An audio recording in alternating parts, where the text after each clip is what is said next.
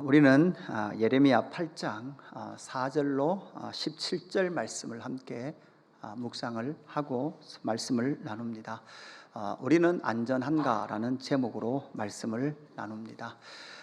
팀 켈러 목사님께서 요나서를 설교하면서 책을 내셨는데 그 책 제목이 방탕한 선지자입니다. 그 방탕한 선지자라는 그 설교집 안에 이런 부분이 나옵니다. 무엇을 위해 살아야 할지 모르고 자기의 삶의 의미도 모르며 옳고 그름을 구분하게 해줄 안내자도 없는 사람들이 너무나 많다. 하나님은 그런 영역, 그런 영적 안개, 영적 어리석음에 휩싸인 사람들을 내려다보시며 바보 같은 놈들이라고 하시지 않는다. 여러분, 예레미야 설교를 들으면서 예레미야는 이스라엘 백성들에게 그냥 비아냥거리면서 바보 같은 놈들 이렇게 말하고 끝내버리는 책이 아니더라는 거죠. 이스라엘 백성들은 성전에서 예배합니다. 우리는 성전에서 예배 잘 하고 있으니까 우리는 구원을 얻었습니다. 그래서 우리는 망하지 않습니다 라는 강력한 믿음 속에 있었습니다. 그럼에도 불구하고 하나님께서 부르시는 부르심에 그들은 전혀 대답하지 않습니다.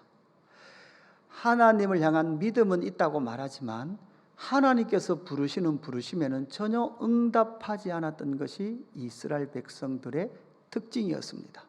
여러분, 지난 한 주간 동안 하나님께서 여러분을 부르셨습니까? 그 부르시는 소리를 들으셨습니까? 그리고 그 부르시는 소리에 여러분 예라고 응답을 하셨습니까?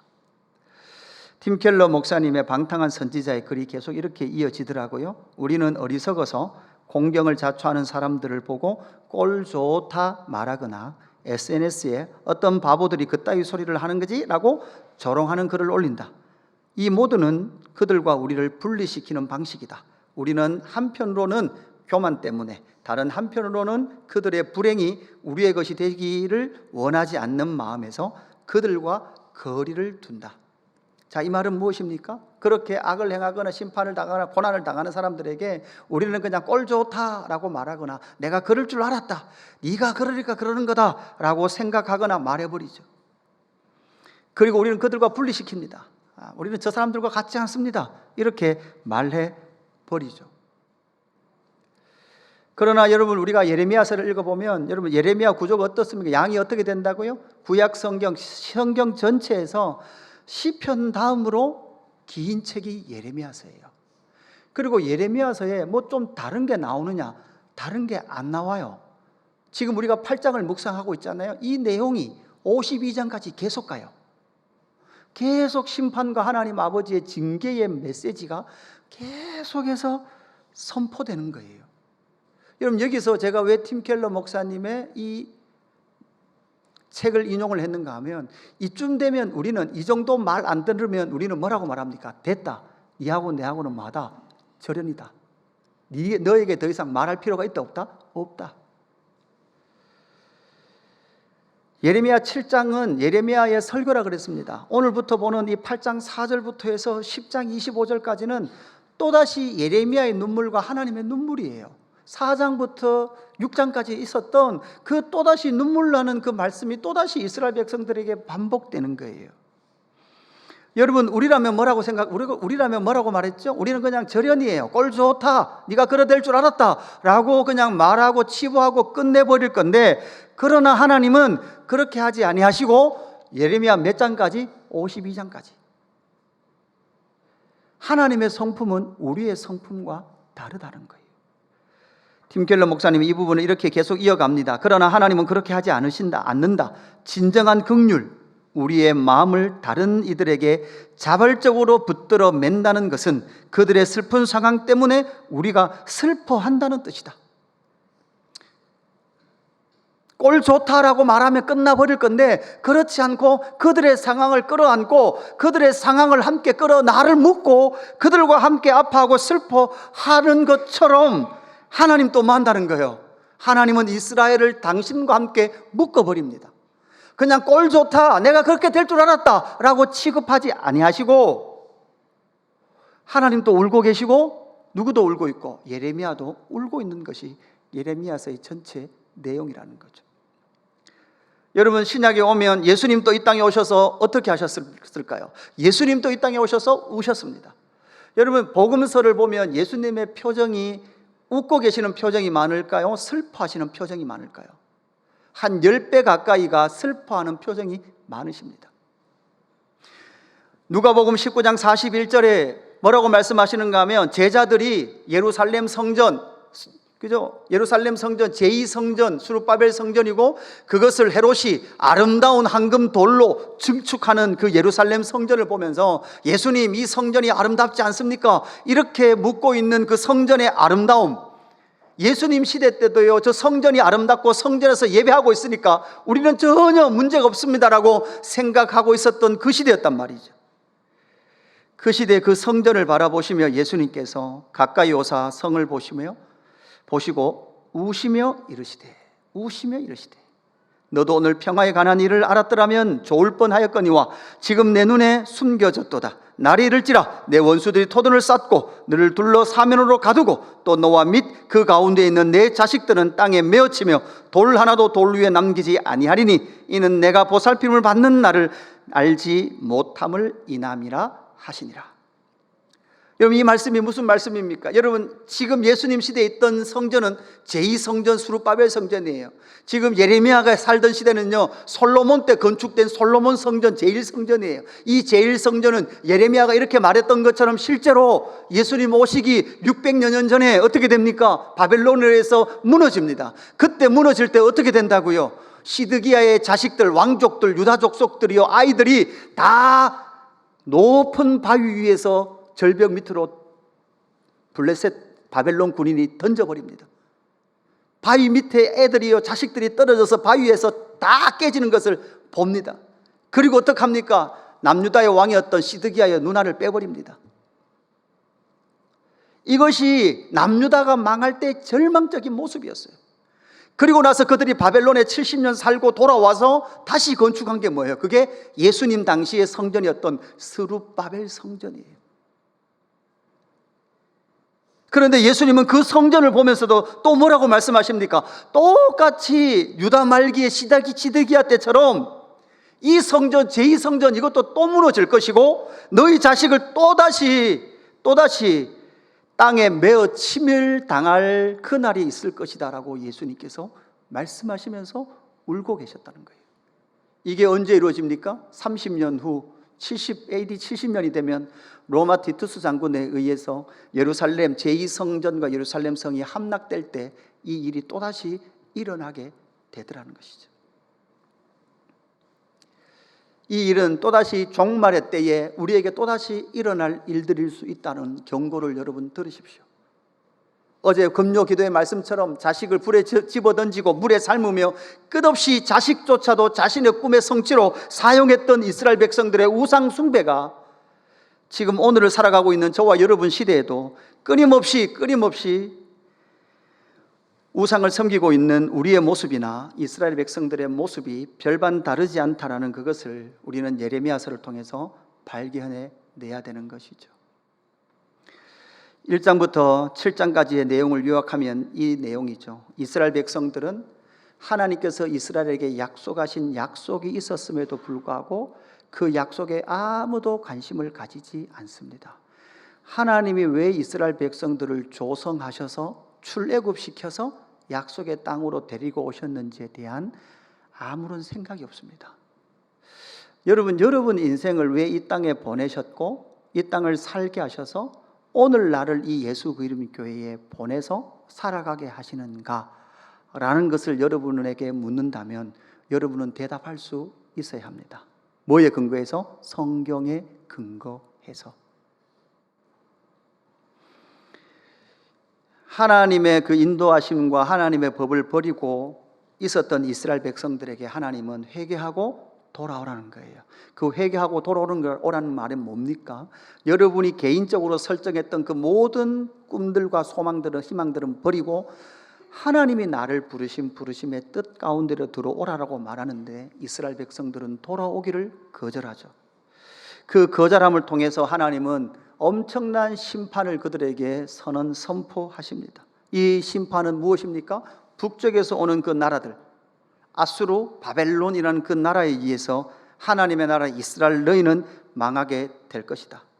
그럼에도 불구하고 이스라엘 백성들은 뭐라고 생각한다고요? 우리는 성전에서 예배하고 있고 하나님의 영광을 믿으니 우리에게는 그런 일이 일어나지 않을 것입니다 라고 말하지만, 하나님은 더 이상 너희는 나의 보호 가운데 있지 않다라고 선포하고 계시는 것이 예레미야 7장까지의 내용입니다.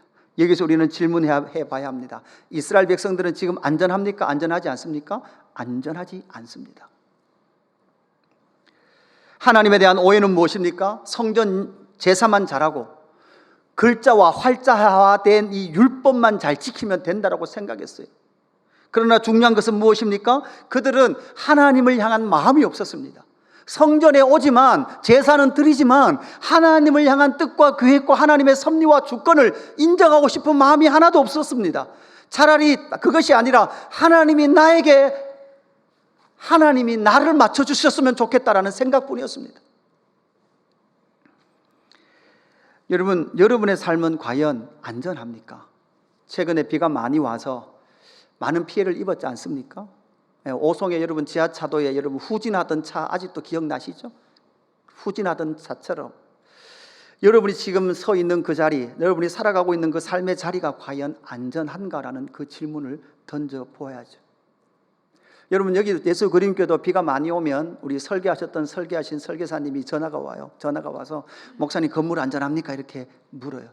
특별히 여러분 어디가 안전한가 묻는가 하면 저기 옹벽 있죠. 옹벽, 저 마당에 옹벽을 이렇게 세우면서 저기에다 흙을 다 마사토라는 흙을 쌓았거든요. 그러니까 그 흙이 물을 먹으면 엄청난 무게가 있겠죠. 그러면서 앞에 옹벽이 이걸 딱 막고 잘 있어야 되는데 이게 이제 견디지 못할 만큼 비가 많이 오면 어떻게 되는 거예요? 옹벽이 터질 확률도 있는 거예요. 가능성도 있는 거예요. 저희 건물이 이게 설계도보다 1m 높게 건축이 됐어요. 그러니까 높게 건축이 돼서 마당에도 설계보다는 흙이 한 1m 정도 더 무게를 받는 구조가 되어 있는 거죠. 그래서 그것이 안전한가라는 것을 우리는 확인하듯이 저와 여러분도 오늘 돌아봐야 돼요. 뭐를 돌아보는가 하면 내가 지금 하나님 앞에서 살아가는 이 삶이 과연 안전한 상태인가? 아니면 안전진단에서 재건축해야 될 상황인가? 오늘 말씀을 통해서 여러분의 삶을 잘 비춰보았으면 좋겠습니다. 첫 번째, 과연 내 삶을 안전한가라는 것을 확인하는 방법은 여호와께 돌아오라라는 이 요청이 여러분에게는 어떻게 들려지냐는 거예요. 여러분 여호와께 돌아와 있습니까? 여러분 여호와께 와 계십니까? 오늘 본문 4절 5절에 보면 이런 말씀이 나오죠. 너는 또 그들에게 말하기를 여호와의 말씀에 사람이 엎드러지면 어찌 일어나지 아니하겠으며 사람이 떠나갔으면 어찌 돌아오지 아니하겠느냐. 이 예루살렘 백성이 항상 나를 떠나 물러가면 어쩌함이냐. 그들이 거짓을 고집하고 돌아오기를 거절하도다. 여러분, 하나님은 이 백성들이 떠날 것은 아셨어요. 그러니까 문제는 뭡니까? 떠났으면 뭐 해야 된다는 거예요? 돌아와야 되는 거죠. 오늘 본문 뒤를 읽어보면 여러분 짐승도 떠나갔지만 때가 되면 뭐 한다는 거예요? 돌아온다는 거예요. 여러분 지금 제비가 있죠. 지금은 제비가 있을 시기죠. 여러분 가을이 되면 제비는 어떡합니까? 떠나갑니다. 제비는 떠나가요. 떠나갔다가 내년 봄이 되면 제비는 어떡합니까? 돌아옵니다. 마당에 들고양이, 노란 고양이 한 마리 들어왔어요. 그러니까 노랗다 그러니까 누가 진짜 센 노란 줄 알고 그냥 누렁이 고양이에요. 누렁이 고양이. 이 고양이도요, 지도 고양이라고. 그죠? 호랑이가 어느 과입니까? 제가 알기로는 고양이과라고 알고 있어요. 그러니까 지도 호랑이과라고 밥을 주면 사람이 보고 있으면 안 먹어요. 호랑이가 그렇더라고요. 사자는요, 사람이 보든 말든 먹이를 주면 그냥 먹어요. 근데 호랑이과는, 고양이과는 먹이를 좀 주고 사람이 지켜보고 있으면 원래 들고양이는 안 먹더라고요. 그러니까 제가 맛있는 걸 주고 옆에 있으면 안 먹어요. 절대 안 먹어요. 제가 고개를 돌려야 먹기 시작해요. 근데 얘가 낮에는 계속 저기 교회차 밑에 항상 거기에 배를 깔고 누워 있어요. 근데 지도 고양이라고 해가 지면 마시러 나가요. 해만 지면 마시러 나가요. 언제 돌아올까요? 몰라요. 언제 돌아오는지는 모르겠지만 밤에는 없어요. 아침 묵상하러 딱 설교하러 5시에 제가 나오면 차 밑에서 밥 돌라고 이래요. 왔구나. 하물며 짐승조차도 돌아오는데 사람은 돌아와야 안 돌아요? 이스라엘은 안 돌아온다는 거예요. 예레미야서 4장 1절 여호와께서 이르시되 이스라엘아 내가 돌아오려거든 내게로 돌아오라.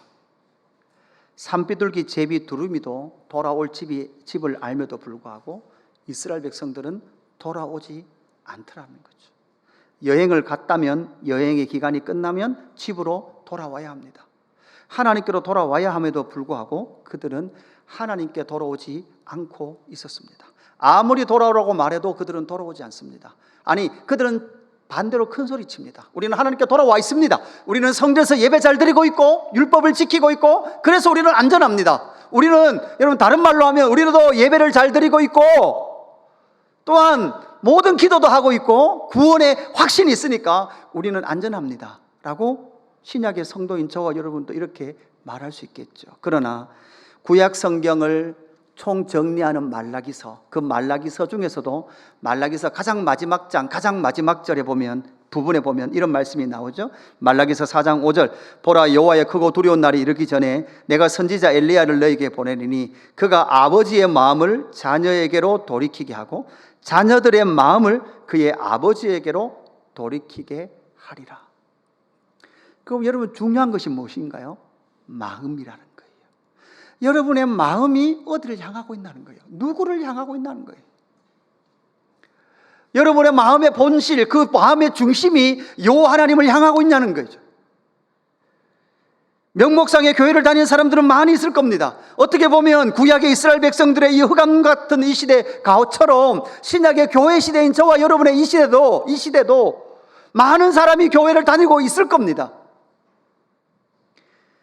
그럼에도 불구하고 하나님은 저와 여러분에게 찾아오셔서 나에게 돌아오라 이렇게 말할 때 여러분은 내가 언제 하나님 떠났습니까? 내가 언제 하나님을 버렸습니까? 나는 하나님 안에 있습니다 라고 말하지만 하나님께서 저와 여러분에게 물어볼 수 있어요. 네 몸은 여기 있으나 네 마음은 어디에 있느냐? 지금 예배를 드리고 있는 이 순간에도 몸은 여기에 있지만 저와 여러분의 마음은 어디에 있냐는 거예요. 몸은 하나님 앞에 예배 드리는 것 같이 앉아 있지만 그럼에도 불구하고 저와 여러분의 마음은 어디에 있냐라는 것을 하나님께서 보고 계시고 그 마음을 여호와 하나님께 돌이키기를 원하고 계신다라는 사실이죠. 여러분 저는 분명히 믿습니다. 어둠 가운데 빛은 있을 겁니다. 여러분 어둠이 깊으면 깊을수록 빛은 더 빛날 것입니다. 여러분 이 사람들이 바로 남은 자들입니다. 그 남은 자들은 그들의 모든 온 삶의 마음을 하나님께로 향하고 있는 그 사람이 바로 이 어둠 흑암 가운데 하나님의 사람으로 남아있게 될 것입니다. 여러분의 삶이 안전한가 돌아보십시오. 그것은 여러분의 마음이 여호와 하나님께 돌아와 있는지 아니면 여러분의 몸만 이 자리에 앉아 있는지 여러분 잘 살펴보기를 주님의 이름으로 축복합니다. 두 번째, 나의 영혼의 안전의 진단을 해볼 때 두 번째, 여호와의 규례를 알라 이렇게 말씀하시죠. 7절 말씀 다시 보면 이런 말씀이 나옵니다. 공중의 학은 그 정한 시기를 알고 산비둘기와 제비와 두루미는 그들이 올 때에 때를 지키거늘 내 백성은 여호와의 규례를 알지 못하도다. 여호와의 규례를 알지 못하는도다. 여러분 마음으로 한번 여러분에게 질문해 보십시오. 나는 여호와의 규례를 알고 있는가? 여호와의 법도를 알고 있는가? 다른 말로 하면 저와 여러분 예수 믿는 것은 세상 나라에서 어느 나라로 들어오는 거예요? 하나님의 나라로 들어온 거예요. 그러면 저와 여러분은 이중적 신분이 있다 그랬어요? 그죠? 첫 번째는 대한민국 국민이에요. 또 하나는요, 영적인 신분은요, 하나님 나라 백성이에요. 그러면 여러분 갈등이 있죠. 육신으로서 대한민국의 소속의 이 삶과 영적인 실체로서의 하나님의 나라의 삶의 갈등은 내 육신의 목숨이 끊어지는 그날까지 계속 갈등은 있을 거예요. 그럼에도 불구하고 영원한 실체는 무엇입니까? 하나님의 나라죠. 왜냐하면 그 나라만 영원하고 그 국권은 다른 이에게 빼앗기지 않으니까. 분명히 다니엘을 통해서 말씀하셨으니까. 그렇다면 우리는 알아야 되죠. 뭐를 알아야 됩니까? 하나님의 나라의 법도와 하나님의 나라의 헌법의 정신 있듯이 하나님의 나라의 법의 정신을 여러분 알고 계시냐는 거예요. 목사님 그냥 교회만 가면 되는 거죠. 예배만 드리면 되는 거죠. 아니요. 하나님의 율례와 하나님의 법도는 어디에 있습니까? 말씀에 있습니다. 그런데 여기서도 중요하죠. 여기서도 중요한데 이 말씀을 그냥 활자화된 것을 구약 이스라엘 백성들은 뭐로 받았는가 하면 하라 하지 말라로만 받아요. 문자로만 받는다고요. 그러니까 아버지와의 관계는 없고 오직 뭐만 있어요? 아버지 한 손에 들려있는 선물과 아버지 한 손에 들려있는 매밖에 없어요. 신명기라는 말씀을 잘못 그냥 활자 글자로만 읽으면 이렇게 오해를 할 수 있어요. 이게 이스라엘 백성들의 오해였어요. 하나님의 한 손에 들려있는 선물. 그런데 문제는 그 선물 속에 뭐가 담겨 있습니까? 하나님 아버지의 마음이 담겨 있습니다. 하나님 손에 들려있는 매는 뭐가 담겨 있습니까? 하나님 아버지의 사랑이 담겨 있잖아요. 선물에도 매에도 하나님의 사랑의 아버지의 사랑이 담겨 있음에도 불구하고 그들은 하나님을 뭐로 오해했어요? 기계적 하나님. 내가 잘하면 뭐 받고? 선물 받고. 내가 못하면 벌 받고. 하나님이 정말 싫어한 것은 바로 이것이었다고요. 이것이었다고요. 선물을 통하여 누구에게 나가야 되는 거죠? 아버지에게 나가야 되는 거예요. 여러분, 매를 통하여 누구에게 나가야 되는 거예요? 아버지에게 나가야 되는 거예요. 그래서 여러분, 자녀에게 훈계를 할 때, 매를 댈 때 여러분 꼭 주의해야 될 게 있죠. 여러분 뭔가요? 매를 대고 나면 꼭 뭐를 해야 됩니까? 매를 안 대십니까? 매를 댈 게 없습니까? 여러분의 자녀는 워낙 말을 잘 들어가지고. 여러분, 그런 태도가 자식을 불에 태우는 거예요. 삶는 거예요. 왜? 성경은 그렇게 가르치지 않으니까.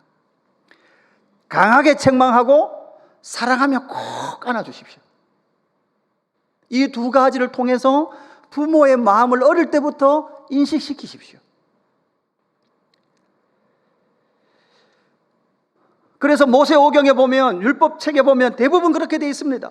그죠? 하나님께서 율법을 주시고 그 다음 제사법을 주시면서 이 제사를 통하지 않고는, 누구의 희생과 생명을 통하지 않고는 아버지께 올 수 없다는 것을 분명히 말해주고 있는 것이죠. 이스라엘 백성들이 왜 이렇게 여호와의 규례를 알지 못했을까요? 8절 말씀에 보면 이렇게 말하지 않습니까? 너희가 어찌 우리는 지혜가 있고 우리에게는 여호와의 율법이 있다 말하겠느냐. 다시 말하면 사실은 그들은 뭐라고 말하고 있는가 하면 우리는 지혜롭습니다. 우리는 여호와의 율법을 다 알고 있습니다. 이렇게 말했다고요. 그런데요, 그게 뭐가 문제인가 하면 참으로 서기관의 거짓의 붓이 거짓되게 하였나니. 그 말은 율례를 가르치는 서기관들이 뭐 했다는 말이에요? 거짓을 가르쳤단 말이에요. 여러분이 알고 있는 것이 거짓말이 많단 말이에요. 여러분, 복과 저주의 사상을 가지고 있는 그 사상 속에서도 거짓말이 많단 말이에요. 근데 여러분, 헌금 잘하면 하나님께서 복 많이 주시고, 이런 모든 많은 교회에서 이때까지 들었던 말들 중에 여러분 속에 잘못된 가르침들이 너무나 많이 있단 말이에요.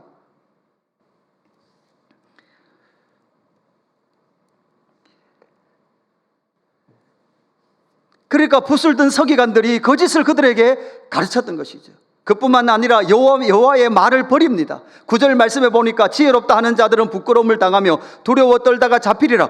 보라, 그들이 여호와의 말을 버렸으니 그들에게 무슨 지혜가 있으랴. 그리고 그들은 결국 10절 후반절에 보니까 그들의 가장 작은 자들로부터 큰 자까지 다 욕심내며 선지자로부터 제사장까지 다 거짓을 행함이라.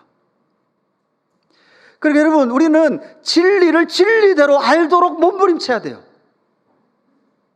그리고 그 거짓을 말하는 것들은 그 거짓 속에 뭐가 있다는 말이에요? 욕심이 있단 말이에요. 욕심. 이 시대의 절망이 무엇입니까? 우리의 믿음의 선진들이 많은 은사도 받고 하나님부터 많은 능력도 받았어요. 그래서 정말 경건한 교회를 세워가는 것 같았어요. 그런데 그 속에 자세히 들어가 보면 하나님의 말씀을 말씀대로 가르치지 않고 많은 그러한 욕심의 역사 속에 매여 있었던 것이 교회의 역사이기도 했다라는 사실이죠. 여러분, 오늘 본문 말씀 보면 뱀 이야기가 뒤에 나와요. 저도 한 번씩 느껴요. 끊임없이 옛사람의 욕심은요, 그 욕심대로 더 하고 싶은 것이 인간이라는 존재예요. 예수 믿는다는 건 무엇일까요? 그 욕심의 뱀을 십자가에 못 박는 거예요. 그리고 이제는 더 이상 뱀에게 물리지 말아야 해요. 뱀에게 물리지 않는다는 것은 아담에게 찾아와서 했던 이 뱀의 4가지 거짓말 있잖아요. 여러분, 어떤 거짓말입니까? 영생한다, 눈이 밝아진다, 선악을 알게 된다, 하나님처럼 된다. 여러분, 이 땅에서 끊임없이 들려주는 말이 그 말 아닙니까? 여러분, 좀 더 벌고 좀 더 여러분이 부유해지면 하나님처럼 될 수 있다. 여러분, 특별히 여러분 누구에게 하나님처럼 되고 싶다고요? 자식들에게는 하나님처럼 되고 싶잖아요. 다 해주고 싶잖아요. 여러분, 그게 바로 자식을 가장 빨리 불에 태우는 방법입니다. 여러분, 예수 그림교회 담임 목사 유성호 목사가 여러분 욕심이 막 넘치는 것이 보이면 여러분 빨리 이 교회를 떠나셔야 됩니다. 이 교회에 계시면 안 돼요. 여러분, 50대들이 나는 자연인이다 자주 보죠. 많이 보잖아요. 저도 봐요. 저도 보는데 저기 소망이 있어요. 소망. 하나님께서 하라 하고 달려가라 하나님께서 저에게 주신 구간이 끝나면 어떠한 흔적도 없이, 왜? 하나님께서 나에게 하라는 거 했으니까. 아무리 능력이 많아도 또다시 단체 안 만들 거고요. 뭐 안 할 거예요. 그냥 안 했으면 좋겠어요. 여러분, 이것이 그냥, 여러분 죄송합니다. 혹시라도 무슨 선배 목사님들이 어떤 분들을 비난하려고 하는 게 아니라, 여러분 이것이 많은 교회의 현실이에요. 그뿐만 아니라 예수 그 이름 교회도 그럴 가능성이 다분히 있는 교회예요. 왜냐하면 앞에 있는 제가 당연히 다분히 그럴 가능성이 많은 존재이기 때문에 그렇습니다. 여러분, 그래서 목사가 하는 말을 여러분 다 믿으면 안 됩니다. 아멘 안 하십니까? 목사가 하는 말을 여기서 확인을 하고 아멘 하시라고요. 그래서 여러분이 스스로 이걸 볼 수 있어야 돼요. 여러분이 스스로 이 말씀의 본의를 해석할 수 있어야 된다고요. 여러분, 그거를 못했으니까 모든 이단들에게 교회가 당한 것 아니에요. 거짓을 말해줘도 이게 진짜인지 거짓인지 구분도 못하고, 먹어라 선악과 먹어라, 조금만 더 해라 좋은 세상 올 것이다. 그 비극과 슬픔과 절망이 지금 이 시대 교회를 살아가고 있는 우리의 모습 아니냐는 거죠. 여러분 자녀들을 향한 마음들이 있습니까? 여러분, 그 모든 것을 떠나서 우리의 자녀들이 하나님의 뜻을 알고 하나님의 부르심대로 살아가기를 원하는 것이 정말 저와 여러분의 중심의 마음이냐는 거예요. 내 뜻이 그러하지 않더라도 하나님의 뜻이 그러하면 그러합니다라고 순복할 수 있는 사람이 어디에 있냐는 거죠. 진리의 말씀이 목사의 입을 통하여 진리대로 선포되면 아멘이라고 순복할 사람이 과연 몇 명이 있냐는 거죠. 여러분, 예레미야가 안 들었다 그랬잖아요. 예레미야 설교를 안 들었다 그랬거든요. 그런데도 불구하고 여러분, 제 같으면요 못했을 것 같아요. 그런데요, 예레미야는 52장까지 사역하거든요. 나중에는 예레미야를 직접 데려다 놓고 왕이 불러놓고는 왕이 얻고 싶어하는 답이 있었어요. 답. 왕이 얻고 싶어하는 답을 말할 때까지 불러놓고 물어요. 그거 말 안 하니까 어때요? 감옥에 툭 시켜버립니다. 지하 감옥에 툭 시켜버립니다. 제 같으면 저는 지조가 약합니다. 제 같으면 애따 그래 네 마음대로 해라 그러고 말해주고 저는 자유를 찾을 것 같아요. 예레미야는 끝까지 왕이 원하는 대답을 해주지 않습니다. 여러분 또 때로는 내가 원하는 것 대답이라도 해주십시오. 그렇게 안 되더라도 대답이라도 해주십시오. 이렇게 마음이 들 때가 있을 거예요. 왜? 삶이 너무 절망적이니까. 이 문제가 해결되지 않을 것 같으니까. 그럼에도 불구하고 예레미야 입을 통하여 그 모든 것을 떠나서 너희는 나에게 돌아오라. 너희는 나에게 돌아오라. 그리고 내 율례를 알라. 이 율례라는 것은 그냥 하면 상 받고 못하면 벌 받는 것이 아니라 이 모든 하나님의 구속의 경륜이에요. 하나님의 역사의 방향이에요. 하나님 어떻게 일하고 계시고 무엇을 이루기를 원하시는지를 아는 거예요. 그것을 알 때 여러분 뭐가 됩니까? 내 꿈은 좌절되는 거예요. 아, 이게 아닌구나. 내 꿈을 이루기 위해서 사는 것이 아니구나 라는 것이 인정되어지고 하나님의 뜻과 섭리를 향하여 살아갈 삶들로 일어나기 시작할 때 하나님의 백성들의 삶은 안전할 줄로 믿습니다. 마지막 진단해 보십시오. 여러분은 너희는 내 딸, 내 백성이라 라고 말씀하시는 이 말씀에 여러분은 깊이 아멘 되십니까? 여러분의 삶을 놓고 한번 이 질문에 대답을 해 보십시오. 너는 내 아들이라 이렇게 말할 때 여러분은 아멘 되십니까? 아니면 내 아버지 하나님이 얼마나 무능하시길래 내 삶을 이 꼬라지로 쳐 넣으십니까? 이 마음이 올라오십니까? 오늘 본문을 설교를 준비할 때 항상 월요일 날 주일 본문을 묵상을 하고 읽는데요, 참 답답했어요. 왜 주일 본문이 오늘 본문일까? 차라리 금요 기도의 내용이라면 설교할 거리라도 좀 있는데 사실 오늘 본문은 다 절망이거든요. 정말 설교하기가 어려운 본문. 왜? 때로는 너무나 다 똑같은 게 나오면 참 설교하기가 어렵거든요. 이 말씀을 또 묵상하고 또 묵상하고 또 묵상하는데 두 절에서 발견되는 단어가 있더라고요. 우리 7절 말씀 한번 읽어볼까요? 7절, 11절 말씀입니다. 시작.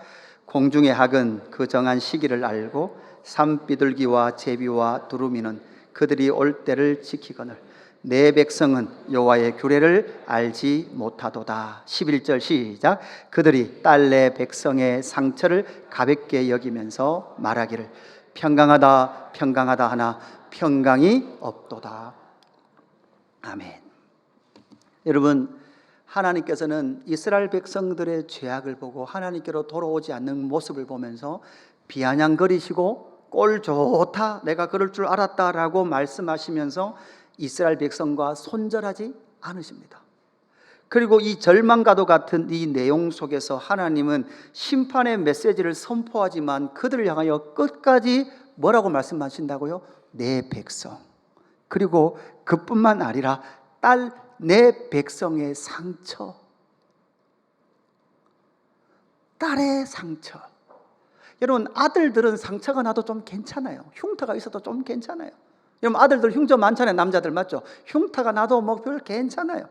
그런데 여러분, 내 딸이 상처가 생겼어요. 저는 딸이 좋아요. 그걸 한 번씩 생각하면, 제가 만약에 저희 부부가 딸을 낳는다면 저의 이 배꼽 같은 피부는 제가 좋습니다. 피부와 제 아내의 저 쌍꺼풀 진한 저 눈과 특별히 저 아내의 뇌와 미모를 담는다면 얼마나 완벽한 딸이 나올까.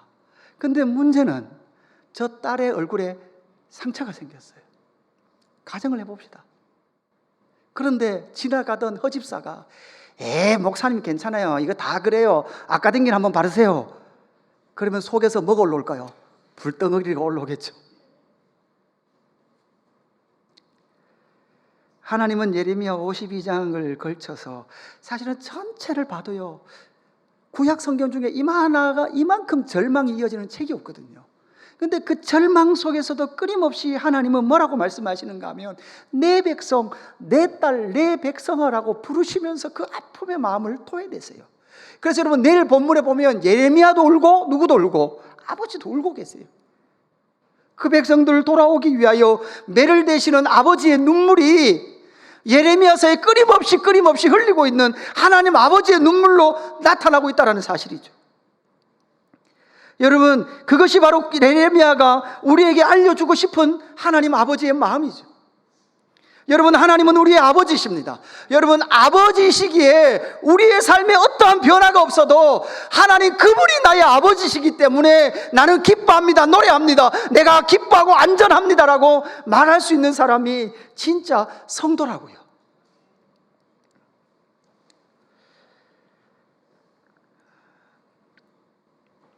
제가 늘 간증하는 간증이 있어요. 대부분 우리 교회 오래 있었던 분들은 다 들으셨을 거예요. 저는 어릴 때요, 부흥회만 하면 부흥 강사님이, 부모님이 교회를 안 다니셨거든요. 그런데도 불구하고 부흥 강사님들이 안수하면 늘 너는 목사다, 너는 목사다 그랬어요. 그래서 저는 목사 될래야 될 줄 알았어요. 그래서 고등학교를 졸업하고 바로 신학교를 갔는데요, 신앙의 사춘기가 군대 갔다 왔어요. 좋아요, 하나님 계시다는 거 인정해요, 예수님 계시다는 거 인정해요. 그런데요, 하나님은 나와 상관없는 분 같아요. 하나님은 계시지만 그냥 계실 뿐이에요. 그 고민이 2년 3년이었어요. 그 2년 3년의 깊은 신앙의 고민, 교회도 가지 않고 하나님이 정말 계시다면 나를 다리 몽둥이를 부러뜨려서라도 이 자리에 앉혀 놓으십시오. 그게 제가 2년 3년 동안 하나님께 대항했던 대항의 질문이었어요. 그랬던 그 하나님께서 어느 새벽 우연히 들른 그 예배당 안에 주신 하나님의 말씀이 시편 2편 7절 말씀이죠. 내가 여호와의 명령을 전하노라. 여호와께서 내게 이르시되 너는 내 아들이라. 오늘날 내가 너를 낳았도다. 삶의 환경은 아무것도 안 바뀌었어요. 똑같아요. 똑같은데도 불구하고 그날의 공기가 달라요. 그날의 시선이 달라요. 그날의 햇빛이 달라요. 무화과 나무에 열매가 없어요. 포도나무에 열매가 없습니다. 아무것도 수확할 게 없으니까 변한 게 아무도 없어요. 아무것도 없어요. 내 삶은 그대로예요. 내 삶의 변화는 아무것도 없어요. 그렇게 치열해요. 변화되지도 않아요. 일상은 똑같아요. 그런데 하나님께서 나에게 알려주신 그 한마디는 너는 내 아들이다. 너는 내 아들이다라는 그 아버지의 메시지와 나를 향하시는 그 아버지의 신실하신 계획이 있다라는 그것이 적기에 오늘날까지 넘어지면 또 일어날 수 있었고 실패하면 또 일어날 수 있었던 그 삶의 힘의 근원이 하나님과의 나와의 관계가 규정되는 순간 내 영혼은 내가 이 땅 가운데 펼쳐지는 어떠한 비극이 펼쳐질지라도 내 삶은 안전합니다, 내 영혼은 안전합니다라는 그 확신과 믿음이 제 삶에 생겨나게 되더라고요. 우리는 끝까지 여러분의 삶의 형편을 보면서 하나님을 간음하려고 할 것입니다. 청년들도 여러분의 삶의 직업과 모든 형편들을 보면서 하나님을 간음하려고 하는 끝없는 그 욕망과 욕심들이 올라올 것입니다. 그러나 여러분 기억하십시오. 무화과 나무에 열매가 없고 외양간에 송아지 없고 포도나무에 포도 열매가 없을지라도 난 여호와로 말미암아 즐거워합니다. 왜냐하면 그분은 나의 아버지시니까. 그 나라는 망하지도 아니할 것이고 그 국권을 빼앗기지도 않으실 거니까 하나님은 내 아버지 되시는 줄로 믿습니다. 찬양할까요?